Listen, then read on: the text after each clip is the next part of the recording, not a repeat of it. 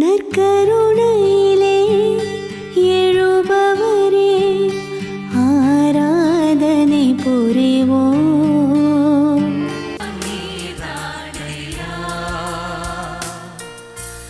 ஆதாரம் நீதானையா, காலங்கள் மாற கவலைகள் தீர காரணம் நீதானையா, காலங்கள் மாற கவலைகள் தீர காரணம் நீதானையா.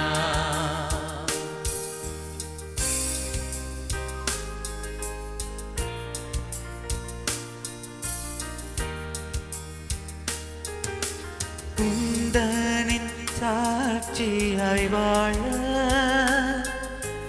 உள்ளத்தில் வெகு நாளாய் ஆசை,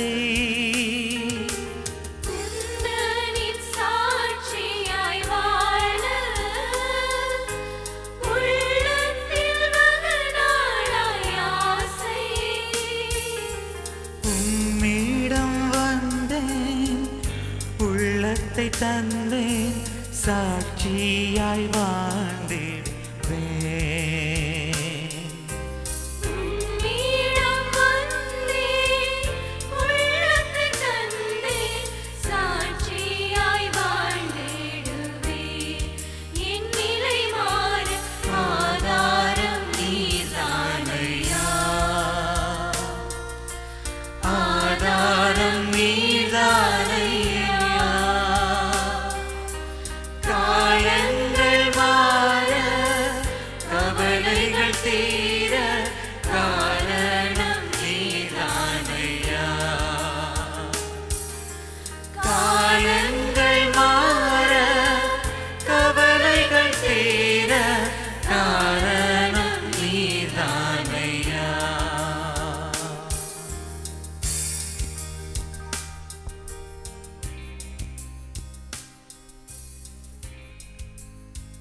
நற்கருணை ஆண்டவரினுடைய பிரசன்னத்திலே நாம் ஒன்றாக கூடி வந்திருக்கிறோம். இந்த பிரசன்னத்திலே நம்மை முழுவதுமாக நாம் ஒப்பு கொடுத்து ஜெபிப்போம். நற்கருணை ஆண்டவர் இன்று நம் முன்னிலையிலே நிற்கிறார், உயிரோடு இருக்கின்றார். இந்த உயிருள்ள பிரசன்னம் இன்று நாம் என்ன கேட்டாலும் நமக்கு தருவதற்கு காத்திருக்கின்ற பிரசன்னம். ஆகவே என்ன கேட்க வேண்டும் என்பதனை கொஞ்ச நேரத்தில் பார்க்கலாம். அதற்கு முன்னதாக இந்த ஆரம்ப வேளையில் ஒரு ஜெப வேளையிலே நாம் இணைந்து கொள்வோம். நற்கருணை ஆண்டவரை ஏறெடுத்து பார்த்த நாங்கள் கண்களை மூடிக்கொண்டு இந்த ஜெப வேளையிலே இணைந்து கொள்வோம். எங்கள் அன்பின் பரலோக தகப்பனை, இந்த நற்கருணை பிரசன்னத்தில் எங்களுக்காக காத்திருக்கின்ற நல்ல தெய்வமே, எங்களை முழுவதுமாக ஆசீர்வதிப்பீராக. இந்த நவநாட்காலங்களிலே கூடவே இருந்தீரே. நாட்டின் சூழ்நிலைகளில் இந்த திருவிழாவை நடாத்துவதற்கு பக்கபலமாக இருந்தீரே. இன்று வரை எங்களை வழிநடத்தி வந்தீரே. உமக்கு நன்றிகளை ஏறெடுக்கிறோம். இப்போது மாத்திரமல்ல, இனி வருகிற நாட்களின் நொடி பொழுதும் கூடவே இருப்பீராக. எங்களை ஆசீர்வதிப்பீராக. உடல் உள்ள ஆன்மீக பலத்தை தருவீராக. வாழ்நாள் எல்லாம் வழித்துணையாக வருவீராக. கையிட்டு செய்கின்ற காரியங்களிலெல்லாம் ஆசீரும் நன்மையும் கிருபையும் பெருகும்படியாக எங்களுக்கு உதவி செய்வீராக. எங்கள் ஆண்டவராகிய கிறிஸ்து வழியாக உம்மை மன்றாடுகின்றோம். ஆமென். தூதர் பணிகள் நூலிலிருந்து வாசகம். அதிகாரம் 2, திருவசனம் 42 தொடங்கி 47 முடிய. அவர்கள் திருத்தூதர் கற்பித்தவற்றிலும் நட்புறவிலும் அப்பம் பிடுதலிலும் இறை வேண்டுதலிலும் உறுதியாய் நிலைத்திருந்தார்கள். மக்கள் அனைவரிடமும் அச்சம் நிலவியது. திருத்தூதர் வழியாய் பல அரும் செயல்களும் அடையாளங்களும் நிகழ்ந்தன. நம்பிக்கை கொண்டோர் அனைவரும் ஒன்றாய் இருந்தனர். எல்லா உடைமைகளையும் பொதுவாய் வைத்திருந்தனர். நிலப்புலன்களும் பிற உடைமைகளும் உடையோர் அவற்றை விற்று அனைவருக்கும் அவரவர் தேவைகளுக்கு ஏற்ப பகிர்ந்தளித்தனர். ஒவ்வொருவரும் நாளும் அவர்கள் ஒரே மனத்தோடு கோவிலில் தவறாது கூடி வந்தார்கள். பேருவகையோடும் எளிய உள்ளத்தோடும் வீடுகள் தோறும் அப்பத்தை பிட்டு உணவை பகிர்ந்து உண்டு வந்தார்கள். அவர்கள் கடவுளை போற்றி வந்தார்கள். எல்லா மக்களுடைய நல்லெண்ணத்தையும் பெற்றிருந்தார்கள். ஆண்டவரும் தாம் மீட்டு கொண்டவர்களை நாள்தோறும் அவர்களோடு சேர்த்து கொண்டே இருந்தார். இது ஆண்டவர் வழங்கும் அருள்வாக்கு. இறைவனுக்கு நன்றி. அன்புமிக்க சகோதரர்களே, இன்னைக்கு நான் ஆரம்பத்தில் சொன்னேன், நாங்கள் என்ன கேட்டாலும் ஆண்டவர் நமக்கு தருவார். நாம என்ன கேட்டாலும் ஆண்டவர் தருவார் என்றால் நாம எப்படி கேட்கணும் அது முக்கியம். நம்முடைய ஜெபத்தோட பேட்டர்ன் இருக்குது இல்லையா, the way that we pray, it is very important. எப்படி நாம ஜெபிக்கிறோமோ அது முக்கியம். கொஞ்சம் மாத்தி யோசித்து பார்த்தால் நம்முடைய ஜெபத்தை நாம இப்படி மாற்றலாம். எப்படி தெரியுமா? ஆண்டவரே, நான் சுகஈனமுற்று இருக்கிறேன், எனக்கு நிறைய வியாதி இருக்குது, இதுல இருந்து நான் விடுதலை அடைய வேண்டும். வளமையான ஜெபம். ஆண்டவரே, எனக்கு பண கஷ்டம் இருக்குது, நான் எதுல இருந்து விடுதலை அடைய வேண்டும். வளமையான ஜெபம். ஆண்டவரே, எனக்கு இந்த பிசாசின் கட்டுகள் இருக்கிறது, இதுல இருந்து நான் விடுதலை அடைய வேண்டும். வளமையான ஜெபம். This is called a normal way of praying. God, I want healing because I am being tightened up by the demonic power. பிசாசின் கட்டுக்குள்ள இருக்கிறேன். And I am sick. I need healing. வியாதியில் இருக்கிற எனக்கு விடுதலை வேண்டும். This is called a normal way of praying. இதை கொஞ்சம் மாற்றி யோசித்து பார்த்தால் எப்படி இருக்கும்? ஆண்டவர் சொல்லி இருக்கிறார் வேதத்தில், நமக்கு நிறைய ஆசீர்வாதத்தை தந்திருக்கிறார். ஆசீர்வாதத்தின் வார்த்தைகளை கொடுத்திருக்கிறார். ஆகாய் தீர்க்கதரிசிக்கு சொல்லி இருக்கிறார். இந்த புத்தகத்தில் 2வது அதிகாரம் 19வது வசனத்தில் சொல்லி இருக்கிறார், இன்று முதல் நான் உன்னை ஆசீர்வதிப்பேன். ஆகவே நாம யாரு? ஆசீர்வாதத்தின் பிள்ளைகள். அப்போ நாங்க வியாதிப்பட்ட பிள்ளைகள் கிடையாது. ஆண்டவரே, நாங்கள் ஆரோக்கியத்தின் பிள்ளைகள். வியாதியை எதிர்த்து போராடுகிற சக்தியை கொடுங்க. இதை மாத்தி நாங்க யோசிப்பது, we are people who are healthy and we need strength to get rid of this sickness. See, this is how we think and pray outside of the box. ஆண்டவரே, நாங்கள் செல்வந்த பிள்ளைகள். நான் ஆண்டவர் சொல்லி இருக்கிறார் ஆபிரகாமுக்கு, நான் உன்னை ஆசீர்வதிக்க பண்ணுவேன். So நாங்க யாரு? We are people who are so rich in blessing. நாங்க நிறைந்த செல்வ செழிப்பின் ஆசிரை பெற்றவர்கள். வறுமையை எதிர்த்து போராடுகிற வல்லமையை கொடுங்க. We are people who are so rich in the blessing that you have given to us. Help us to fight against poverty. இப்போ ஆண்டவரே, நாங்க பிசாசின் கட்டுக்குள்ள இருக்கிறோம், எங்களுக்கு விடுதலை வேண்டும். நாங்க விடுதலையின் பிள்ளைகள். எகிப்துல இருந்து நானே உங்களை விடுதலை ஆக்கி கொண்டு வந்தேன், இது ஆண்டவர் சொன்னது. ஆகவே நாம யாரு? விடுதலையின் பிள்ளைகள். நாங்க விடுதலையின் பிள்ளைகள். ஆகவே கட்டுக்களிலே இருந்து நாங்கள் விடுதலை ஆகுவதற்கு எங்களுக்கு தைரியத்தை கொடுங்க. நாங்க கட்டப்பட்டவர்கள் கிடையாது. we are people who are fighting against the bondage. நாங்க இந்த கட்டுகளுக்கு எதிராக போராடுகிற வல்லமையை கொடுங்க. ஏன்னா நாங்க விடுதலை பெற்ற பிள்ளைகள். ஆகவே நாங்க எங்களுடைய ஜெபத்தை கொஞ்சம் மாத்தி ப்ரே பண்ணுவோமாக இருந்தால் எங்களுக்கான ஆசீர் ஆண்டவர்கிட்ட இருந்து அதிகமாக கிடைக்கும். இன்னும் ஒரு காரியத்தை சொல்றோம் பாருங்க. நாம இப்ப கடந்து கொண்டிருக்கிற இந்த சூழ்நிலை இது உலகம் பூராகவே வைரஸின் சூழ்நிலை. அப்போ இந்த வைரஸின் சூழ்நிலை இன்னைக்கு நிறைய பேருக்கு ஒரு கேள்வி, ஏன் இன்னமும் எங்களை விட்டு போகவில்லை? இந்த வைரஸ் ஏன் எங்களை விட்டு இன்னும் விலகவில்லை? அங்காங்கே இந்த தடுப்பூசி மருந்துகள் எல்லாம் கண்டுபிடிக்கப்பட்டு இருக்கிறது. ஆனாலும் அவையெல்லாம் நிலையானது தானா? நமக்கு பரிபூர்ண சுகத்தை தரக்கூடியது தானா அப்படின்னு கேட்டா யாருக்கும் guarantee பண்ணி சொல்ல முடியாது.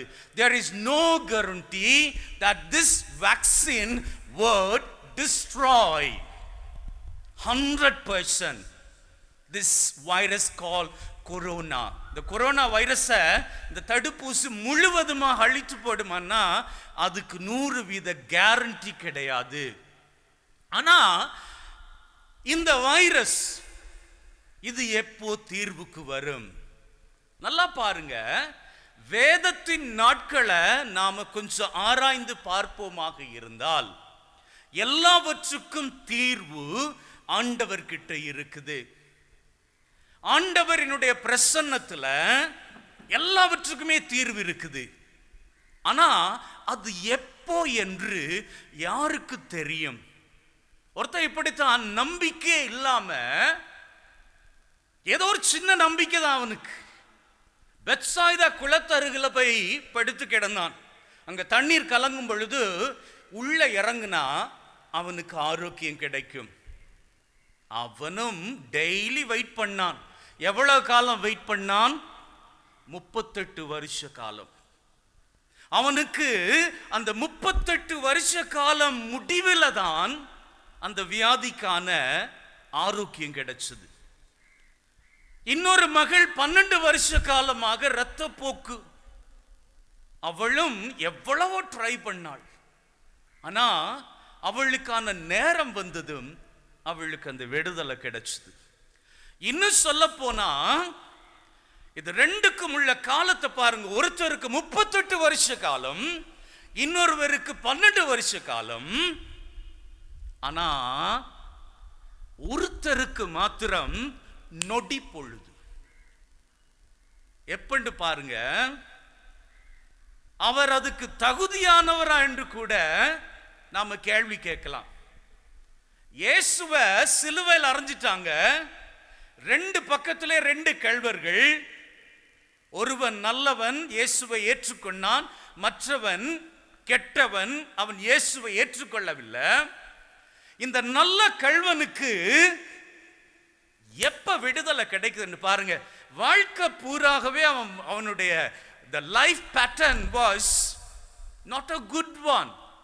He was not being accepted by the society. He was almost hated by the society. He was not being liked by anyone. இன்னைக்கு இந்த வைரஸுக்கு இருக்கிற நிலைமை தான் இன்னைக்கு அவனுக்கு. இந்த வைரஸ் இருக்குதே, இந்த உலகத்தில் இருக்கிற யாருக்குமே இது பிடிக்காத ஒண்ணு. யாரை கேட்டாலும் என்னப்பா இது எப்ப தீர்ந்து போகும், இது எங்களுக்கு பெரிய தொல்லையா இருக்கு. Everybody says that. அதே போலதான் அவனை பார்த்தது சிலுவையில எல்லாரும் என்ன யோசிச்சிருப்பாங்க? அவன் நல்ல கல்வனோ கெட்ட கல்வனோ, இவனால இனி நமக்கு தொல்லை இல்லை, அவ்வளவுதான், அழிஞ்சான், முடிஞ்சது, என்னுடைய வாழ்க்கை போச்சுது. அப்படி நினைச்சு கொண்டிருந்தவன் எல்லாரும் நினைச்சு கொண்டிருக்கிறாங்க. ஆனா அவன் இயேசு கிட்ட கேட்கிறான், இயேசுவே, நீங்க ஆட்சி உரிமையில வர்றப்போ என்னையும் நினைவு கூறுங்க. See, his life was totally, it was not a good life. The way he lived was not being appreciated by anyone in the society. அவனோட வாழ்க்கை யாருக்குமே பிடிக்கல. ஆனால் அவன் இயேசு கிட்ட கேட்டான், நீங்க ஆட்சி உரிமை பெற்று வர்ற நேரம் என்ன நினைவு கூறுங்க. நிறைய பேருக்கு வரக்கூடிய கேள்வி, நாம் எல்லாம் செத்ததுக்கு அப்புறம் எப்ப மோட்சத்துக்கு போவோம்? நொடி பொழுதுல அவனுக்கு அந்த வாய்ப்பை ஆண்டவராகிய இயேசு கொடுத்தார். எப்படி கொடுத்தார் தெரியுமா? இன்னைக்கே என்னோடு நீ பரகதியில் இருப்பாய். So it's just one word from God. அந்த ஆண்டவரினுடைய வாயிலிருந்து வர வேண்டிய ஒரே ஒரு வார்த்தை. அவனுக்கு 38 வருஷ காலம் எடுத்துச்சு, அவளுக்கு 12 வருஷ காலம் எடுத்தது, இவனுக்கு நொடி பொழுது போதுமாக இருந்தது. வைரஸ் நீங்கணும் என்றால் ஆண்டவரினுடைய ஒரு வார்த்தை, அவரினுடைய ஒரு தொடுதல் போதும்.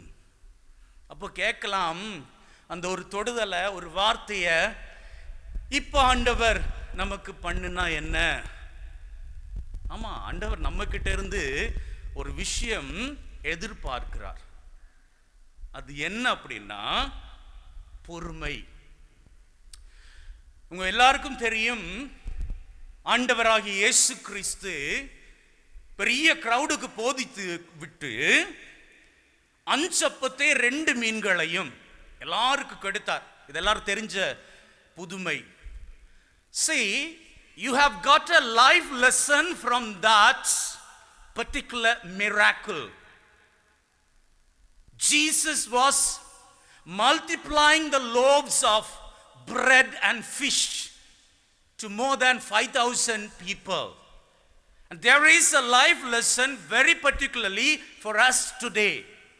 இன்னைக்கு நமக்கு ஒரு பெரிய பாடம் இருக்குது. எப்படின்னு பாருங்க,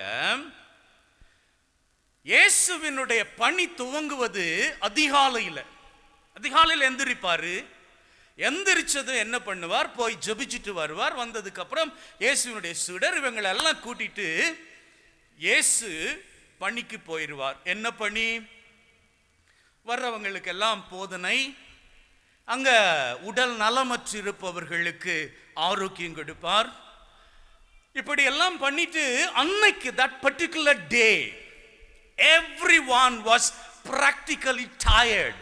Jesus and his 12 men, all the 13 were tired. இப்போ என்ன நடக்குது தெரியுமா? இயேசு எல்லா வேலையை முடிச்சிட்டார். ஒரு மத்தியானம் சாயந்தரம் அப்படியான நேரம், ரொம்ப டயர்ட், கொஞ்சம் ரெஸ்ட் எடுக்கலாம் அப்படின்னு சொல்லி போய் உட்கார்ந்துறாங்க. இந்த மக்கள் விட்ட பாடில்லை, இயேசுவை தேடிட்டே போறாங்க. காலையில இருந்து இயேசுவினுடைய சீடர்களுடைய நிலையை யோசிச்சு பாருங்க. இயேசுவோட பணிய ஆரம்பிச்சாங்க. இயேசு குணமளிக்கும் பொழுது பல வேலைகளை செய்ய சொல்லுவார். யாராவது குருடரா வந்திருந்தா என்ன பண்ணுவார்? சொல்லுவார், அந்த மணலையும் தண்ணியையும் போய் மிக்ஸ் பண்ணிட்டு கொண்டு வருவாங்க. யாருக்காவது கால் நடக்க முடியாது அப்படின்னு சொன்னா 2 சீடரை பார்த்து சொல்லுவார், அப்படி அவங்க 2 பேரை தூக்கி கொண்டு வாங்க. இப்படி நிறைய வேலை மாறி மாறி அவங்க பண்ணிட்டே இருக்கணும். அப்போ காலையிலிருந்து சாயந்தரம் வரைக்கும் வேலை செய்து டயர்ட். மத்தியானம் சாப்பிடக்கூட இல்லை.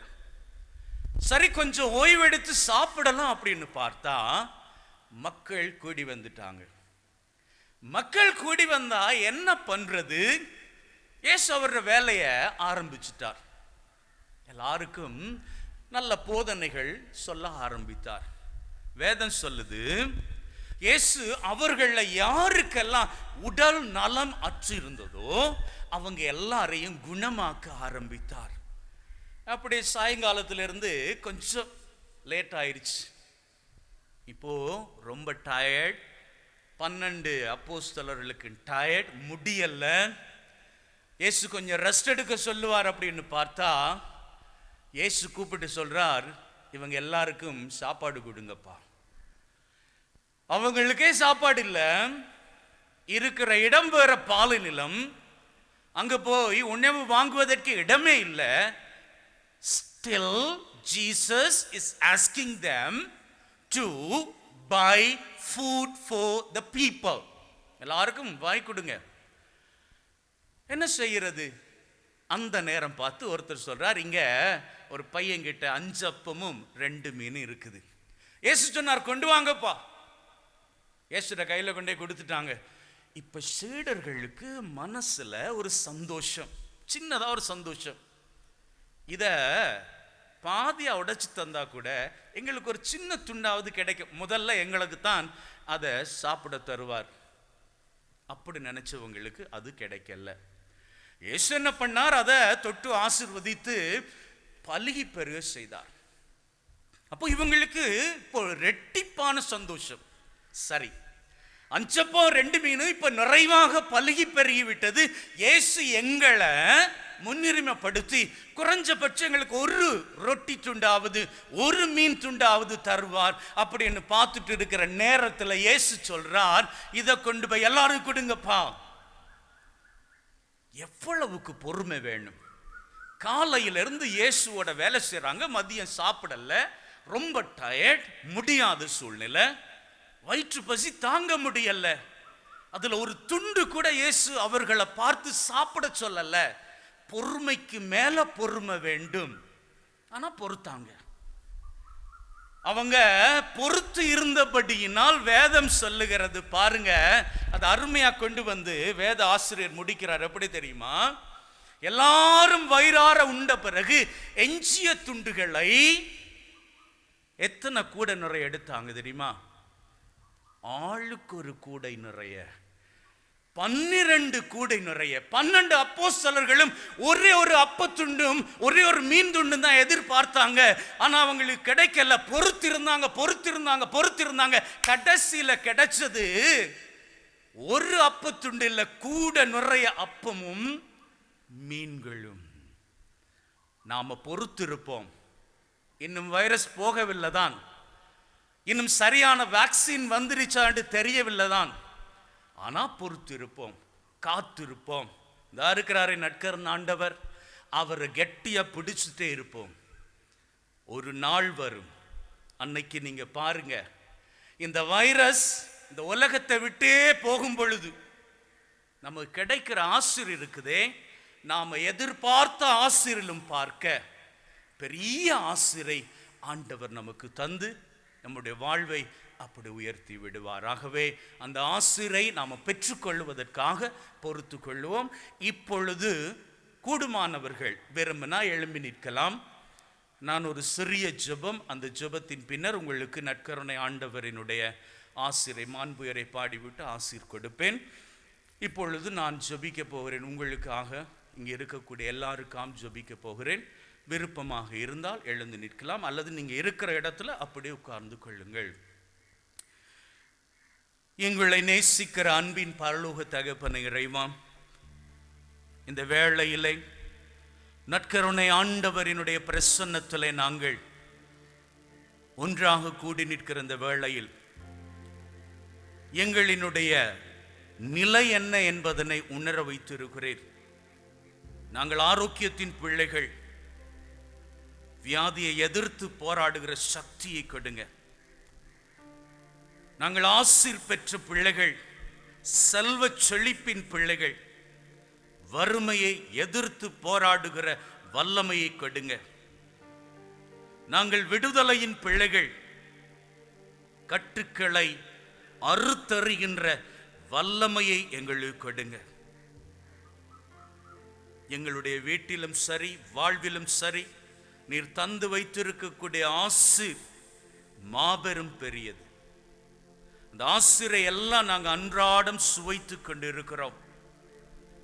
நீர் எவ்வளவு பெரியவர், நல்லவர், வல்லவர், சுவை உள்ளவர். உம்மை சுவைத்து பார்க்கும்படியாக திருப்பாடல் ஆசிரியர் எங்களை அழைத்து நிற்கிறார். ஆண்டவரே, நன்றி தகப்பனே.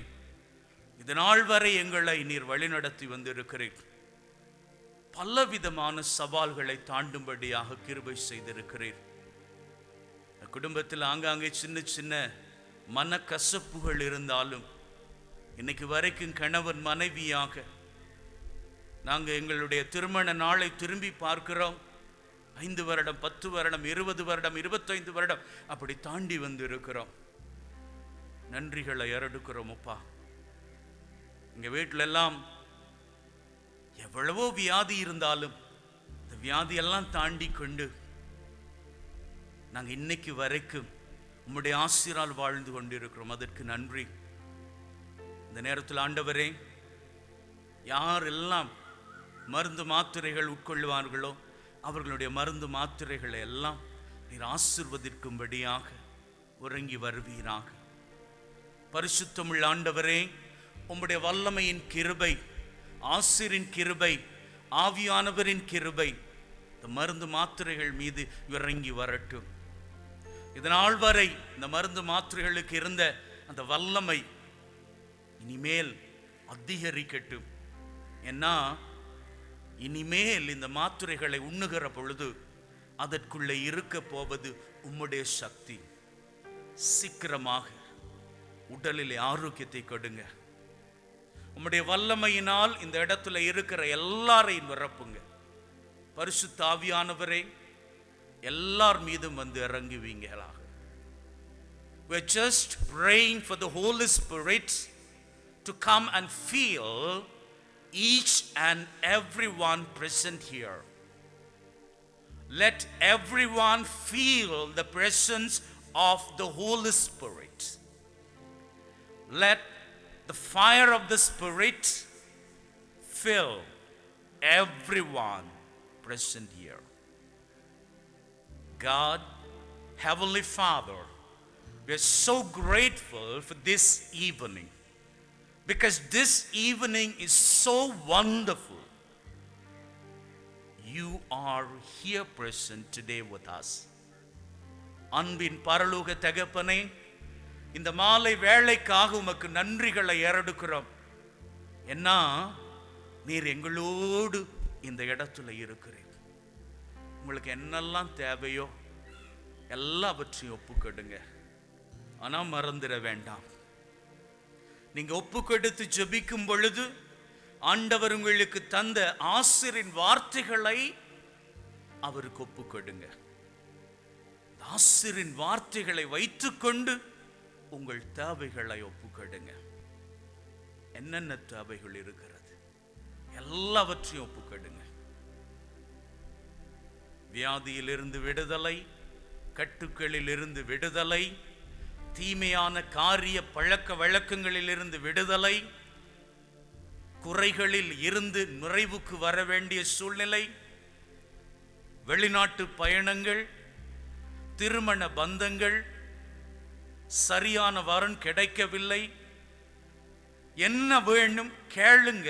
இந்த வேளையில கேளுங்க. You may ask in the name of Jesus Christ anything that you need. But remember the way that you ask in the name of Jesus. Just remind God the promises that He made in the scriptures. He said, you are blessed. You are my masterpiece. You are one of a kind. Say to Him, I am a blessed child. I am your masterpiece. I am one of a kind. And then you ask, God, I'm so much in need of this particular thing. Please do help me. ஆண்டவர்கிட்ட ஞாபகப்படுத்துங்க. ஆண்டவரே, வேதத்துல சொல்லி இருக்கிறீங்க, நீ என்னுடைய சிறந்த கைவண்ணம், உன்னை போன்று இன்னொருவர் கிடையவே கிடையாது, நீ தனித்துவம் மிக்கவன், நீ தனித்துவம் மிக்கவள், உன்னுடைய வாழ்நாட்களை நலன்களால் நிரப்புவேன் அப்படி என்றெல்லாம் சொல்லி இருக்கிறீங்க. எனக்கு தேவைப்படுகிற ஆசீரை இன்னைக்கு உங்க முன்னாடி நான் கேட்டு செபிக்கிறேன். இந்த நற்கருணை பிரசன்னத்திலே கேட்டு செபிக்கிறேன். எனக்கு நிறைவேற்றி கொடுங்க. இந்த நாள் என் வாழ்விலே ஆசீரின் இரட்டிப்பான நாளாக உயர வேண்டும். இந்த நாள் நான் பெறக்கூடிய ஆசீர் இது நாள் வரை பெற்றுக்கொண்ட ஆசீரிலும் பார்க்க இரட்டிப்பானதாக இருக்கணும். திரும்பி வந்திருக்கிறேன் ஆண்டவரே, திருந்தி வந்திருக்கிறேன். என்னை கட்டி வைத்திருக்கக்கூடிய தீமையான காரியங்கள் எல்லாம் விட்டு விட்டு உம்மண்டை வந்திருக்கிறேன். யாரெல்லாம் தீய பழக்கங்கள், தீய காரியங்கள் உங்களுடைய கடந்த கால வாழ்க்கையில இருந்திருக்கலாம், அதெல்லாம் விட்டுட்டு ஆண்டவருக்கு முன்னாடி திருந்திய வாழ்க்கை வாழணும் என்று விரும்புகிறீர்களா? அதெல்லாம் விட்டுட்டு ஊதாரி மைந்தனாக, ஊதாரி பிள்ளையாக முன்னிலையில வாங்க ஆண்டவருக்கு.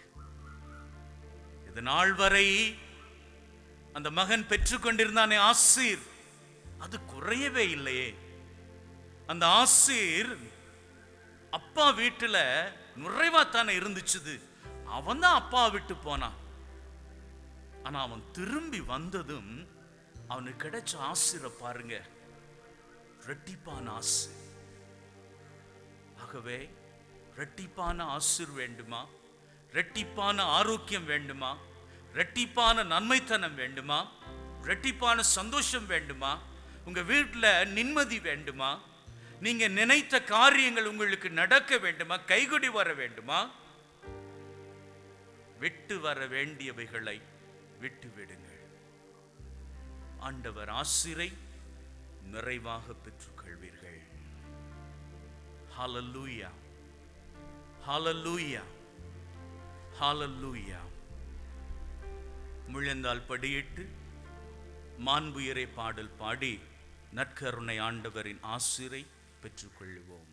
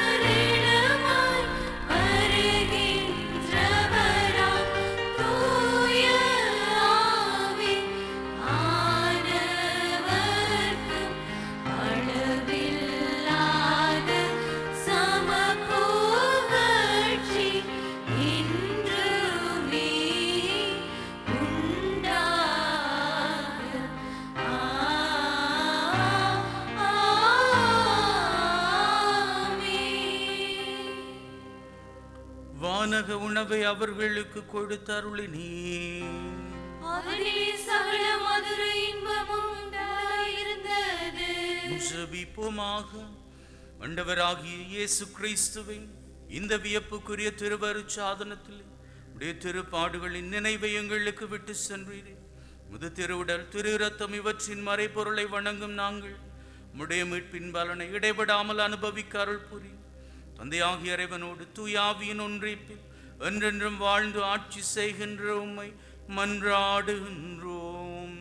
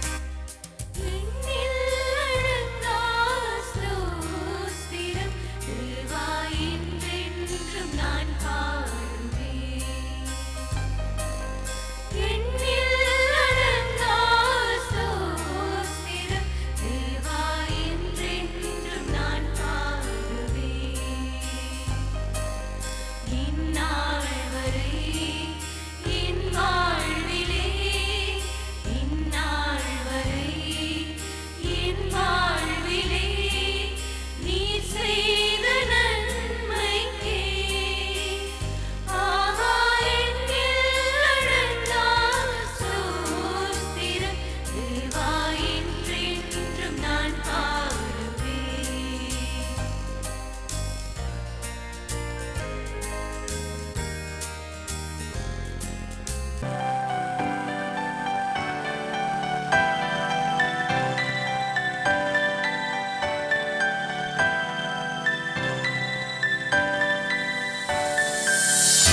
வாழும் நாட்களெல்லாம் என் தேவா நீ தந்ததுவே, வாழும் காலமெல்லாம் என் தேவா நீ தந்ததுவே.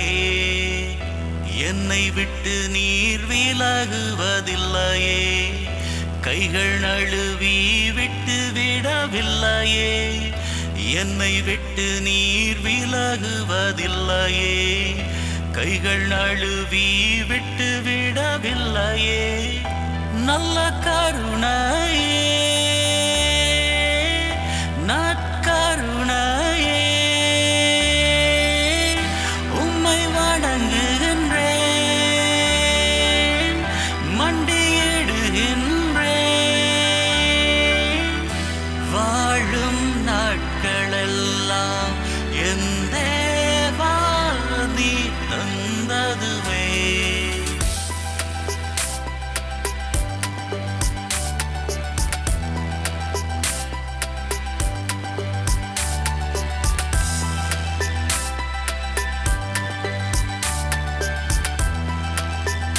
நீக்கி காத்திடும் தெய்வம் நீரே, நல்ல சுகம் தந்து பார்த்திடும் தெய்வம் நீரே.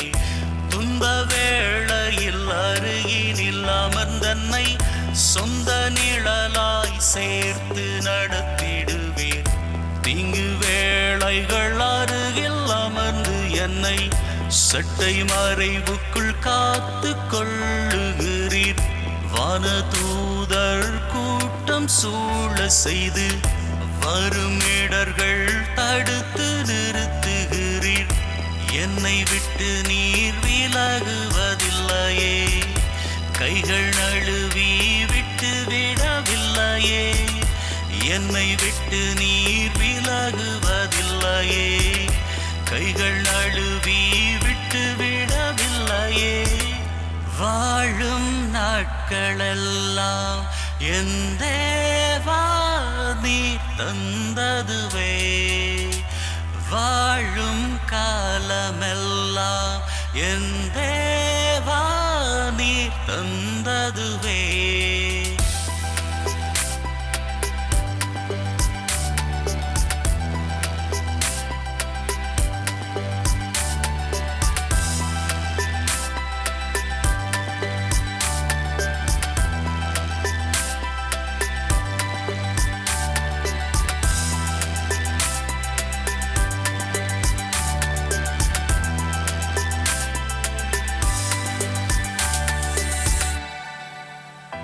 அப்பம் மீனும் கொண்டு என்னை போஷிக்கின்றீர், என்னை எண்ணிக்கொண்டே என்றும் வாழுகின்றீர். உம்மை தந்தீரே எனக்காக, பலியானீரே எனக்காக. உங்க நேசத்தில் இணையில்லையே, உங்க பாசத்தில் பழுதில்லையே. மாறிப்போக நீர் மனிதரும் இல்லையே, மறிடாவும் அன்பு உண்மையே. என்னை விட்டு நீர் விலகுவதில்லையே, கைகள் நழுவி விட்டு விடவில்லையே. என்னை விட்டு நீர் விலகுவதில்லையே, கைகள் நழுவி விட்டு விடவில்லையே. வாழும் நாட்களெல்லாம் என் தேவா நீ தந்ததுவே, வாழும் காலமெல்லாம் என் தேவா நீ நீர் தந்ததுவே நற்கருணை